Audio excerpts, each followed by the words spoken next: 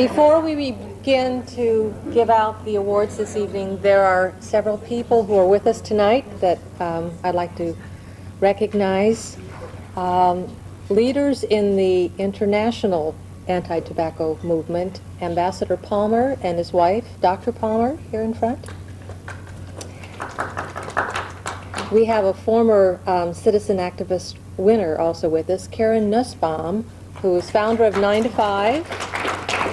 She is now the director of the Working Women's Department at the AFL-CIO. A member of our Board of Judges and an activist in her own right is Ms. Candace Leitner. She's founder of MAD, Mothers Against Drunk Driving. We also have with us a journalist who's been particularly concerned about the tobacco issue, Morton Mintz, formerly of the Washington Post.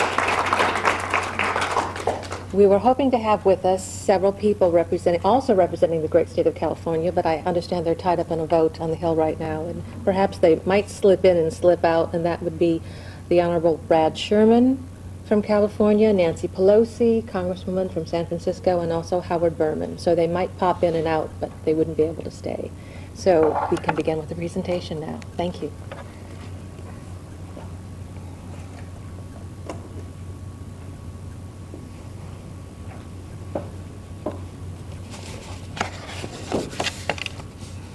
Hi.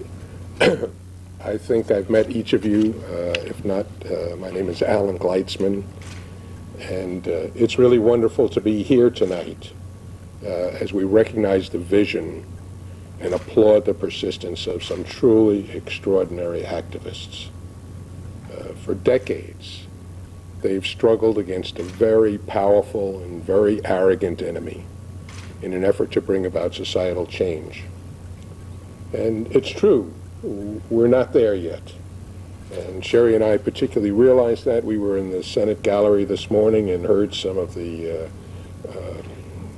speeches, let's call them that, not really talking to anybody, but talking to themselves, and makes us realize how far we do have to go. But we do recognize the fact that we would not have reached this stage if it were not for the dedication of the men and women in this room.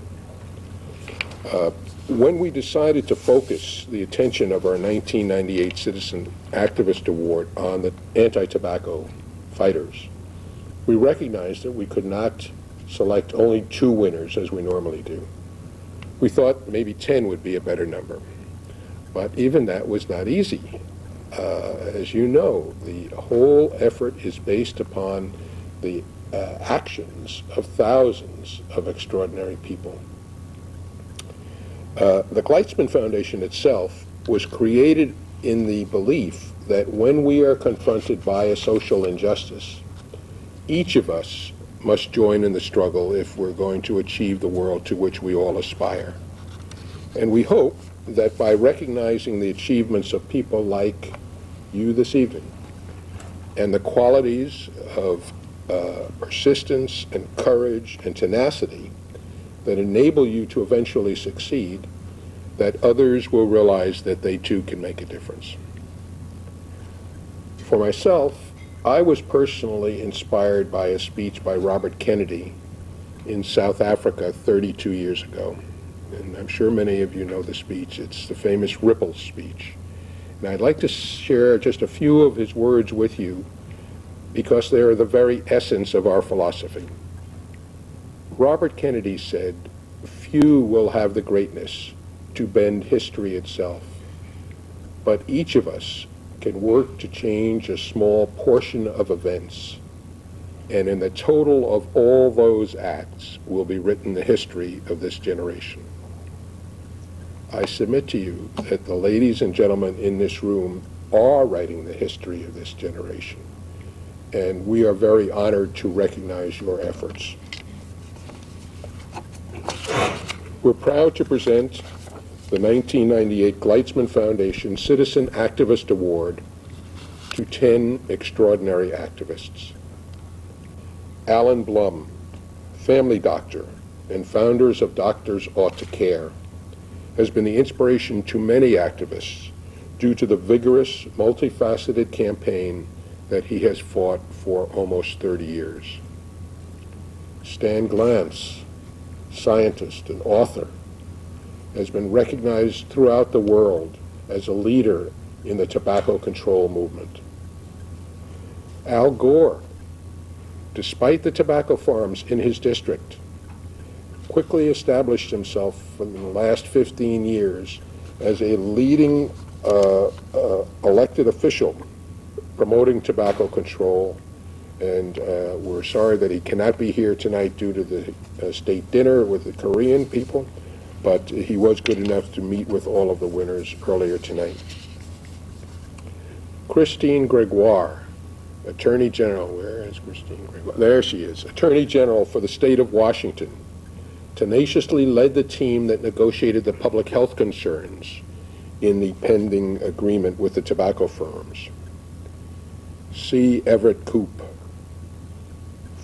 brought visionary leadership to the post of Surgeon General, and without a doubt is the individual most identified with efforts to eliminate tobacco as a public health concern. Janet Carol Mangini, a family lawyer in San Francisco, brought suit against RJR Tobacco and its Joe Camel that brought an unprecedented settlement and provided tremendous documents for use in other cases. Henry Waxman, for years and years, has been the leading figure in Congress on the tobacco issue and has chaired numerous hearings on the hazards of smoking and the insidious workings of the tobacco industry.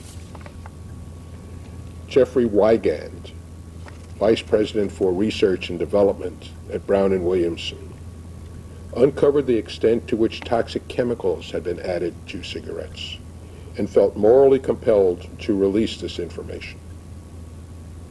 Merrill Williams,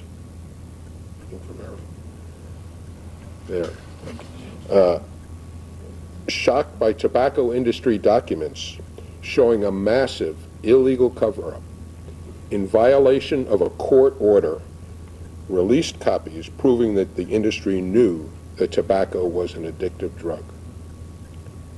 And Patricia Young, a flight attendant, worked for decades as an individual without institutional support of any kind, finally becoming one of the lead plaintiffs in the recent precedent-setting settlement with the tobacco companies.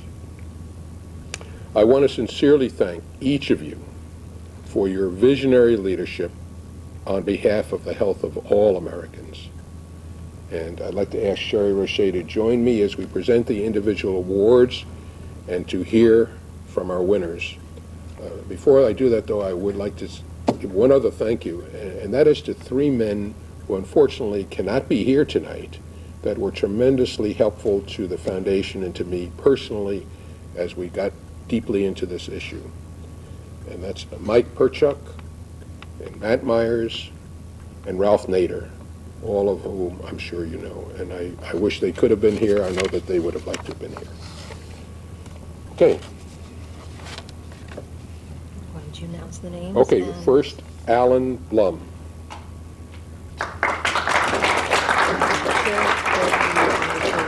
Oh, okay. Alan? I'm going to take a picture of everybody here. Okay. All right, Stan, smile for Jim. Okay, now here we You want get the photographer? I got it. Okay. Oh, excuse me. There we go. Hey, why don't you hold this? There you go. Thanks. Okay, and also, I want to give you that. And I'll set this here for you to hold. Do you want to tell what this? Oh, I'll mention about this sculpture. This was created by Maya Lin, the creator of the Vietnam War Memorial. And when I first spoke to her about this, she wanted to know more about what the award was going to be for, and I described it to her. And she thought that since we were selecting people that were able to work to solve tremendous issues facing society, that first they had to start with the vision. And she felt that you people had a vision that others did not have. And she created this sculpture with the magnifying glass, showing the vision that you had to see the problem the hard part of it, the sweat and tears that you devoted to it, can't be shown. But this is her vision of the award. Be careful, Alan. It's heavy. Can I say a word? Yes. Ah, good, okay. We invite each Thank of the you. winners to speak for a few minutes, but just a few, Just so a- that we will still have dinner in a I timely cannot fashion. thank you enough for this. It means more than you can imagine. I don't know of any person, I didn't know what the Gleitsman Foundation was, but I don't know of any foundation where, when you call the foundation, you get to speak to Alan Gleitzman. And if this were in Houston, by the way, people would hire you to help with their houses, because we're on very soft ground, and so people would, but you could do quite a business there. In fact, I don't even know how the foundation started. Maybe it was a small little pipe shop in, oh, it's okay. But this guy has really been very warm and caring in this, and I think it's especially important for me to emphasize that for an award like this to be given, it's unusual because it's a reward for what we've done and not for some grant proposal where we have grandiose plans about what we'd like to do.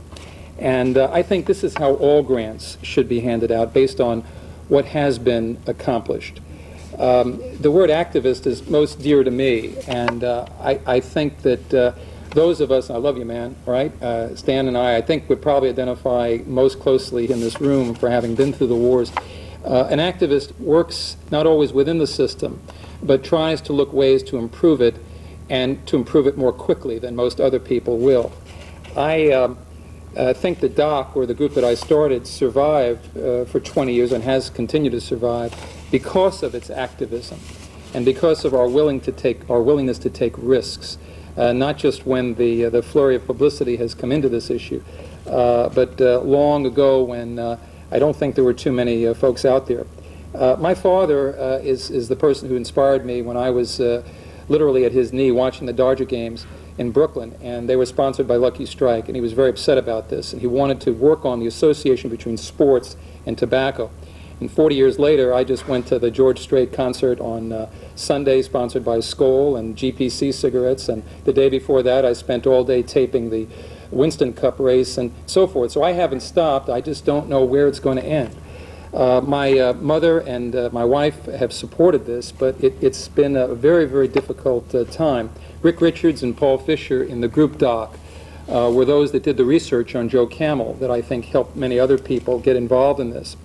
I've had the privilege to meet John Banzaf, who was really the pioneer of the activists, Luther Terry, Alton Oxner, Claude Pepper, countless local officials, the late Mike Sinar.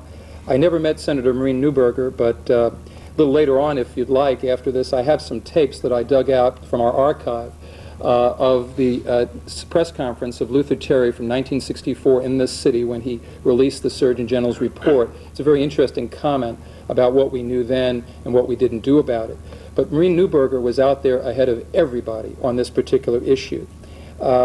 This issue epitomizes activism, and there are several people that you couldn't honor, but believe me, they're in my heart tonight. I'm sharing this award with my colleague, Eric Solberg.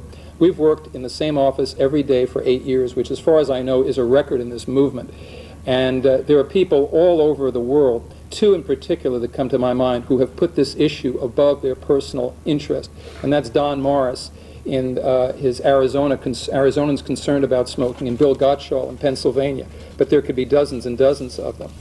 I think that they've shown that by focusing on the industry and not just on nicotine and the use of nicotine, that we were really getting to the core of this issue. And I think, just to conclude, we know how easy it is to jump on this issue today. And the fact is, in spite of all the flurry of activity, and we've archived it better than anybody, and a lot of this funds will go toward the perpetuation of the archive of this issue so that we don't keep rewriting history. A lot of the publicity has not matched our progress. The fact of the matter is we have not reduced a demand for smoking by and large. And California may be the hope, but I don't think that overall we're doing as good a job as the public seems to believe. I think that we've really needed to understand the importance of curbing the industry rather than solely educating users about tobacco products. Mort taught me that in reading his work over the years. Focus on the evildoer and not on the person who's been done evil to. And lastly, I think that the key thing to keep in mind is to have a division of priorities and a division of responsibilities in this issue so that we'll all, each of us, know what we could do best to prioritize this issue so that we won't all fight over which one of these things we ought to be doing. And above all, we really need some accountability. So with all this lucre that's coming into this issue, we'll have something to show for it and not just have another 30-year wait before another Surgeon General's report will come out. So I hope that we will succeed. And thanks to my fellow colleagues who are winning this award, I think we will.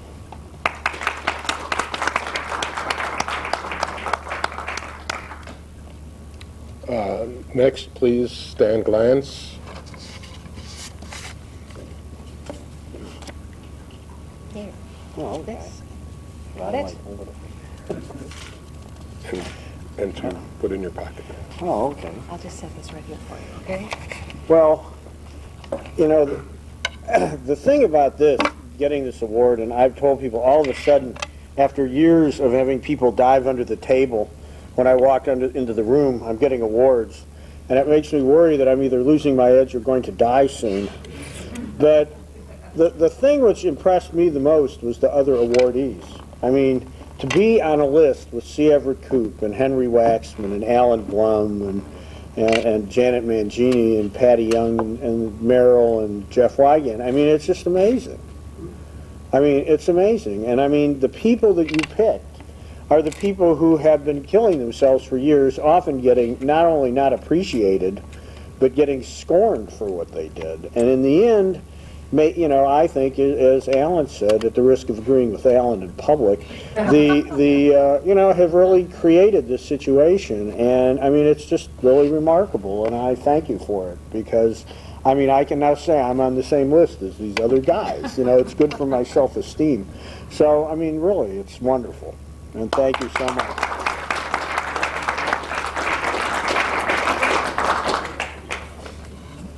Chris Gregoire, please. I'd like to mention when Chris comes up here that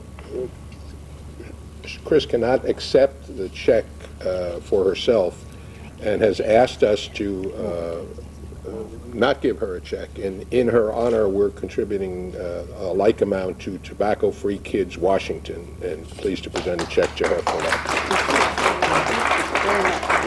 We have a picture. Thank you. Well, like Stan said, I want to say thank you very, very much for this honor. It's not only in its own right a tremendous honor for me to stand here, but the company that I'm here with is a real tribute. I got into this whole issue for one reason and one reason only, and that's kids. And as I look at the debate that's occurring in Congress and the prospect of what I can get in my lawsuit back home, it's all about money. And this has never been an issue about money for me. It's been about public health and about children. And the bottom line is, I look at what I've been able to bring to this effort, and that is to capture all the heroism in this room and outside the room who've stood firm and fast on this issue for years. And through their heroism, I was able, like others, to use the courtroom, to use the new novel idea of an attorney general bringing a lawsuit, to bring to the forefront the practices of this industry, their documents that you have brought to us, to get them out to the public in a way now that the public knows that which they just could not have fathomed yesterday. And through that effort, I want to say it's been a real partnership with the public health community, a real partnership with those of you who've gone before and for years have been the heroes. And I want to use this as an example of the kinds of partnerships that we can use in this country between the law and the public law practice and the public health community and those who stand behind it to bring about real cultural change in America. This is an issue for me about kids and public health. I'm proud to be a lawyer and an attorney general, to be able to have worked with each and every one of you and others outside this room to bring it about. Thank you again, Alan.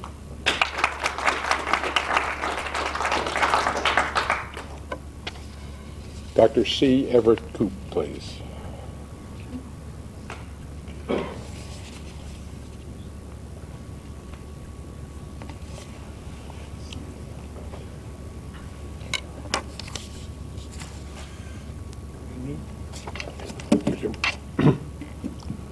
I've worked with practically half of you, in some way or other with tobacco.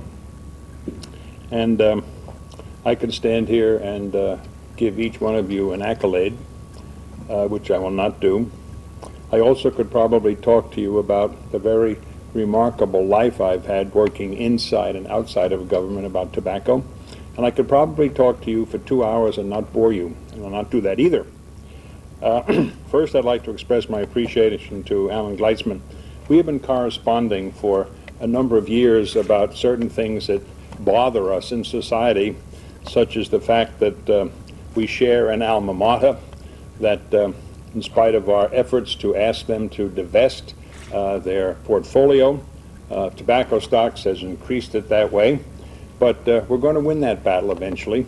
And I want to thank you, Alan, for your foresight a long time ago and for recognizing all of these people. I was born in Brooklyn, Alan, where are you? And know a lot of the things that your father told you about. And I'm not going to talk for a long time, but I want to just tell you one statistic that I worked out before I made a speech this morning on the Senate swamp. I like statistics because all of my life as Surgeon General, I tried to find statistics that would capture the attention of my audience and shock them enough to understand what we were really talking about in public health. Because, you know, you can say over and over again that 240,000 people die, that 500,000 people die, and people get bored and their eyes glaze over. But everybody knows about the Vietnam Memorial in Washington. And I suppose as many tears have been shed in front of that black wall as any single place in America. And there are 58,000 names inscribed on that wall. If we were to put on that the names of the people who will die between now and the year 2025, that wall would be 1,000 miles long. Now that is an unbelievable statistic, and you and we have to bring that not only once in a while but constantly to the attention of the American public, because the enormity of this problem, I think, is lost. And I'm delighted that everybody that's spoken so far has emphasized the fact that this is a problem. It has nothing to do with money. It has to do with public health. And if we keep our eye on that ball, I'm sure we'll win. Thank you.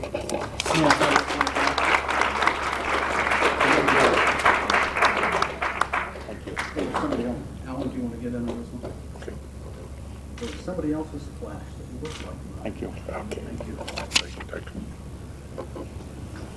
Janet Carol Mangini, please.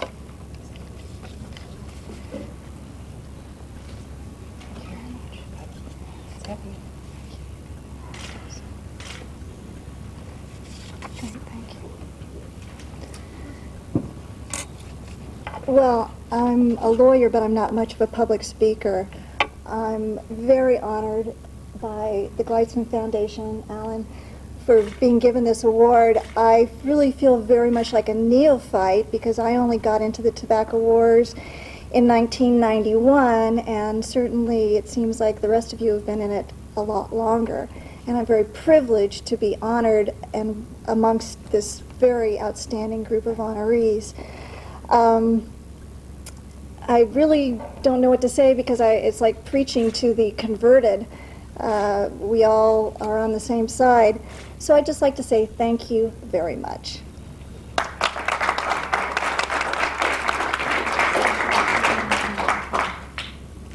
And I'm glad that Henry Waxman has been released from the floor and is here. Privileged to have him here.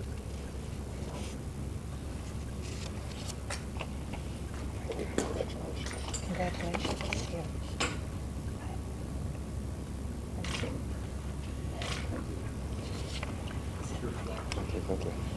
Well, I'm sorry I was late. I did catch a couple of the votes, but I decided not to be there for every single vote because I had a whole series of votes, but they're all non-controversial. And so since some of you are my constituents, I hope you'll forgive me and explain to others. I want to thank Mr. Gleitsman and the Gleitsman Foundation for this award. I'm honored. I'm honored to be in the company of such distinguished people who have fought this fight on a number of fronts in the government, in the courts, in the public opinion. I think we have to recognize that when we deal with the tobacco industry, we're dealing with the single most powerful special interest in this country. They have the most money, they're very smart, they're tenacious, and they're out to improve their profits even at the expense of the lives of our citizens. We need to welcome all the newcomers to the fight. Some of us have been involved for many, many years. We ought to welcome those who are joining us, legislatively and otherwise, people who have not been involved in the fight in the past, trial lawyers, people like the labor unions, and even Senator John McCain, who's now carrying this fight forward in the Senate. He was willing to step forward and take on this leadership role. Over the years, I've been blessed with wonderful staff people, many of whom are here this evening, and I want to thank them for the hard work they've done behind the scenes, fighting this fight to be sure that legislatively we could do everything that was possible to do. And then I'm the only member of the House and the Senate to be recognized, and that's a great honor. There are many who ought to be recognized, and I won't even begin to mention all of their names, but I do want to accept this award in the name and memory of one of my former colleagues, and that's Mike Sinar, who fought so hard. So in his memory, we all should commit ourselves to continuing the work to beat back tobacco and to get a smoke-free society. Thank you very much for this.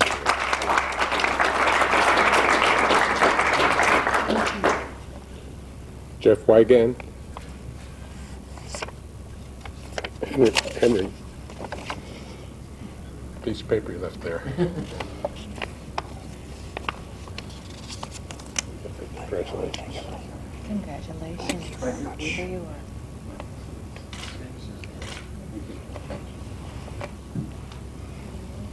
are. I too would like to extend my thanks to Alan Gleitsman, Gleitsman Foundation. 3 years ago, I would hardly believe I would be standing up here today accepting this type of award with the company I'm accepting it in. Some of you I know who weathered the storm with me, and I appreciate that. Stan, my attorney, others. I thank you very much, and I appreciate it very much. Thank you very much.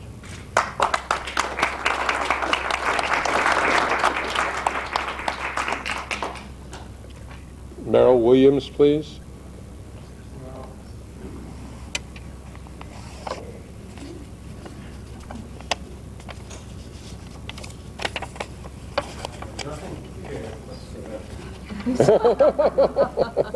But I will tell you this, the last shall be short. Okay. But Patricia is last. Oh, okay. I'm sorry. I thought, I've always been last. That's right. We're heavy on Sorry. Not in W's. this alphabetical group here. Okay. I'm going to set it right here for you. Thanks, sir. And speaking of the Gleitsman Foundation and Gleitsman, Mr. Gleitsman, I have already expressed my words to him in letter, and I have basically nothing to say. In essence, I could talk for a long time, but there's one person, aside from Alan Morrison, whom I don't know, maybe it's weird, but I almost have to use the word love for you. And for my good friend who happens to have been with me for a long time, Morton Mance. I love you guys. And it's been a long relationship, and do I recognize somebody else back there? Who are you? Him.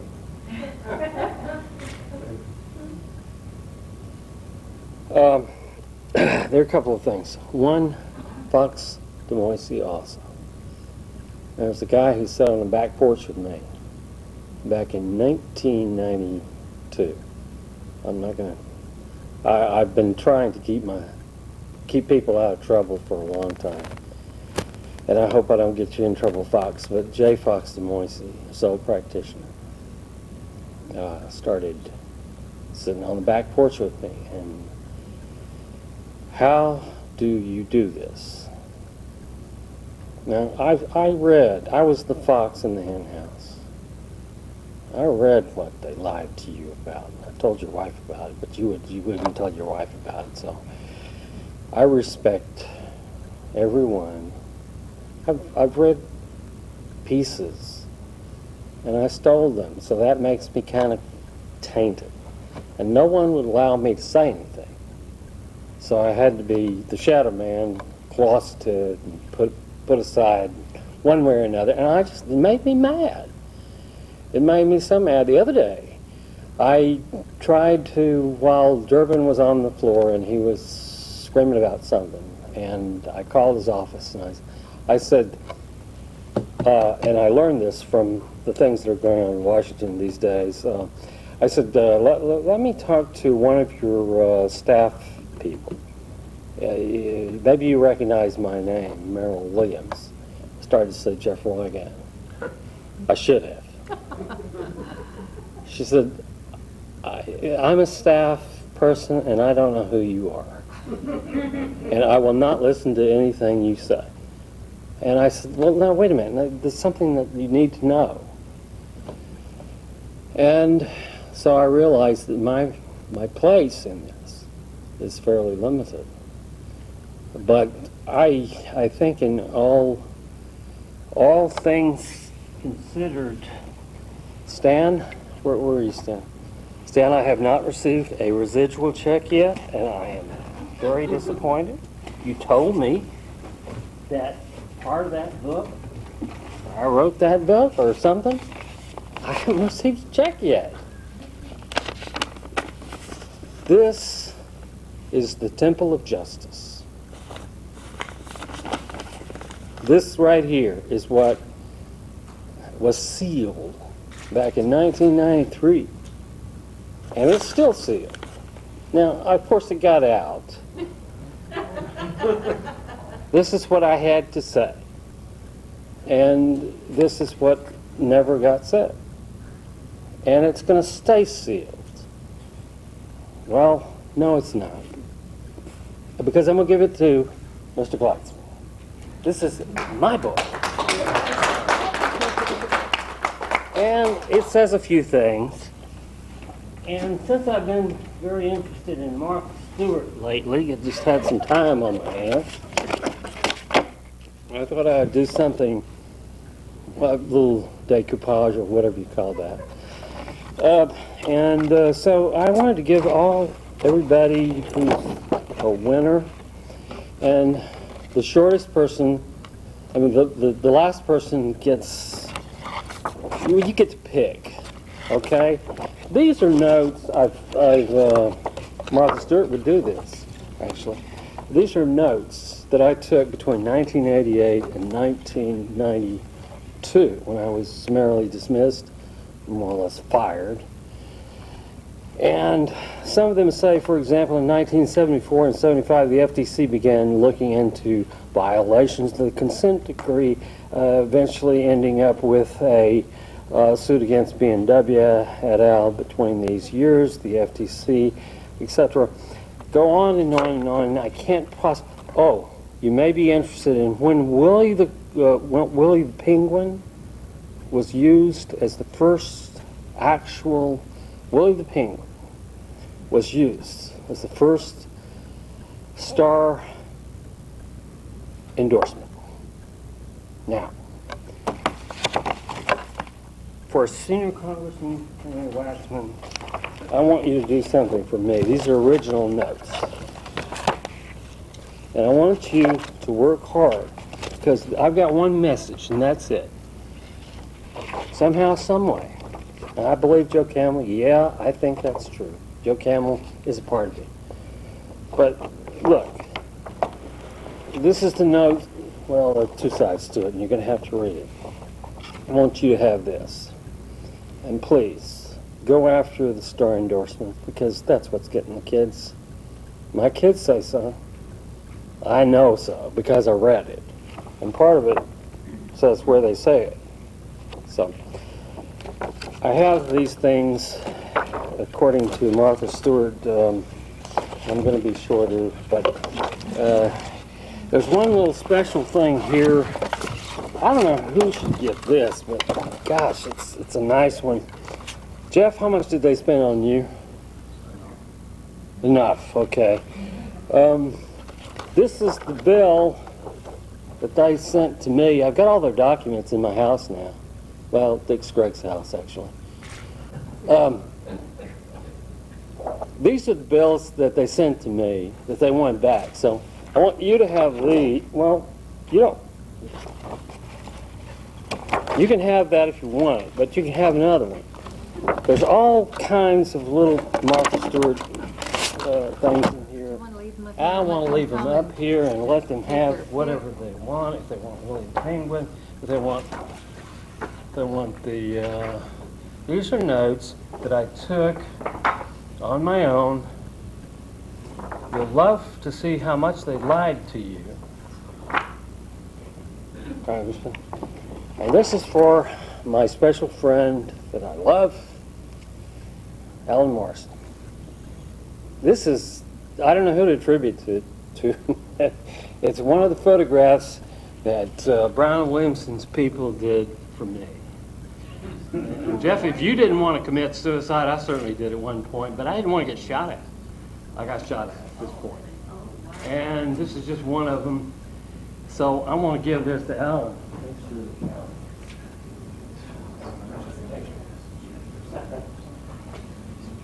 And the rest of you can pick. If you don't want anything, that's fine. There's some great stuff by, oh, I don't know if you want to read my Jan Horton, the psychological impact of Brown and Williamson on me, but I've had enough. You know, I'm retiring. I really am. I do want to leave you with one message. You can't beat them. You have to ban them. That's my position. Ban them. Now, none of you agree, but that's the way I feel. Take the money away from them. Because if they still got money, they're going to be out there. They're going to be advertising. They're going to be doing something. And they're taking your children away. They're taking your children's children away. That's it. Thanks.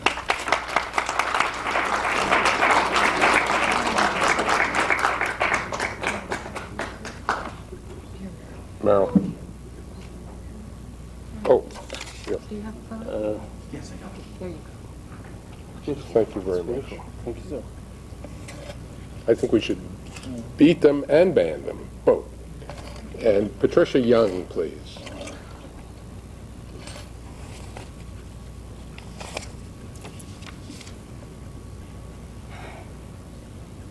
Thank you, thank you, thank you, thank you, Right here, please. thank you. That's gorgeous. Oh, that's beautiful. First, Mr. Gleitsman, I want to thank you very much and your foundation, and I will be sending you those same thoughts for a very long time. I think you're wonderful. And all the people that have won, all the people that were nominated, anybody that has ever worked in the non-smoking issue, I thank you a trillion times. I started flying as a flight attendant in 1966, the middle of 1966, and I started working to get tobacco, smoking off the airplane about 1969. And everybody said it would never happen, and I said, just watch me do it. As a flight attendant starting out, when it was just not talked about at the time. And it's been a very, very, very hard fight, and my mom and dad have both died of lung cancer in the midst of this fight. So I kind of feel like I'm representing them too. But every time any of you ever spoke out, even if I didn't know you, but I heard what you had done, I was in my house jumping up and down like a dog chasing snowflakes, and 3 in the morning when it was freezing outside. I would dance through the house. I felt like I knew you, and I wanted to give you hugs and kisses. So I appreciate everything you've done. And it took me about 23 years to find our lawyers in our lawsuit, our flight attendant class action suit, Stanley and Susan Rosenblatt, and I love them. And I thank them, and I thank Norma Broyne, who's the lead plaintiff, who was in court every single day for 5 months, representing all the flight attendants in the United States. So I thank her too, very much. And we're going to do it. All of us will do it. It's not going to not happen. We're going to do it. We're going to fight these people and win. Thank you.